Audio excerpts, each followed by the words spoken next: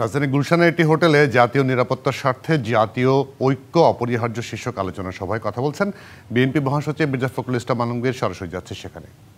বিশ্বাস করি যে আমরা এই আলোচনার মধ্য দিয়ে, তর্ক বিতর্কের মধ্য দিয়েই আমাদের সেই জায়গাটা আমরা পৌঁছবো, যেখান থেকে আমরা সত্যিকার অর্থে আমাদের গণতান্ত্রিক প্রতিষ্ঠানগুলোকে নির্মাণ করবার জন্য একটা সঠিক পথ খুঁজে বের করতে পারবো।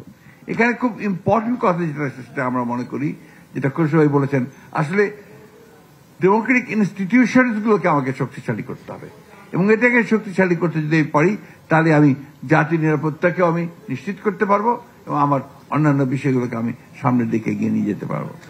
আমি সেই কারণেই বক্তব্য দীর্ঘ না করে শুধু এটুকুই বলতে চাই যে আসুন আজকে কোনো নেতিবাচক চিন্তা না করে আমরা সবাই একমত হয়ে এই যে সামনে যে সময়টুকু যে খুব দ্রুত আমরা একটা গণতান্ত্রিক ব্যবস্থার মধ্যে জিততে চাই, সেখানে আমরা যেন দ্রুত যেতে পারি, তার জন্য আমরা সবাই যেন কাজ করি।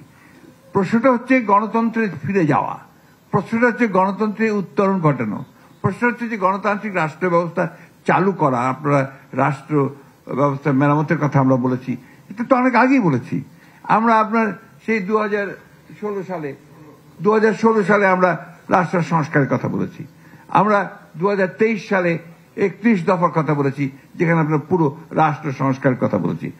কোথায় প্রবলেমগুলো হচ্ছে আমি বুঝতে পারি না। আমার কাছে মনে হয় যে আমাদের চিন্তা ভাবনার মধ্যে এই জায়গাটাতে আমাদের এক হওয়া দরকার, যে আমরা সবাই এক হয়ে আমাদের রাজনৈতিক দল, যেহেতু আমরা গণতন্ত্রে বিশ্বাস করি, আমাদের তো বিভিন্ন মত থাকবেই, সেই মতগুলোকে আমরা এক জায়গায় নিয়ে এসে আমরা অন্তত এক জায়গায় আসি, যে আমরা গণতন্ত্রে ফিরে যাব, একটা জনগণের ক্ষমতায়ন করব, জনগণের ক্ষমতা জনগণকে ফিরিয়ে দেব, সে তার ভোট প্রদানের মধ্য দিয়ে তার সেই মতকে প্রতিষ্ঠিত করবে এবং সত্যিকার অর্থেই একটা গণতান্ত্রিক রাষ্ট্র ব্যবস্থা প্রতিষ্ঠা করবে। ধন্যবাদ। ধন্যবাদ জানাব।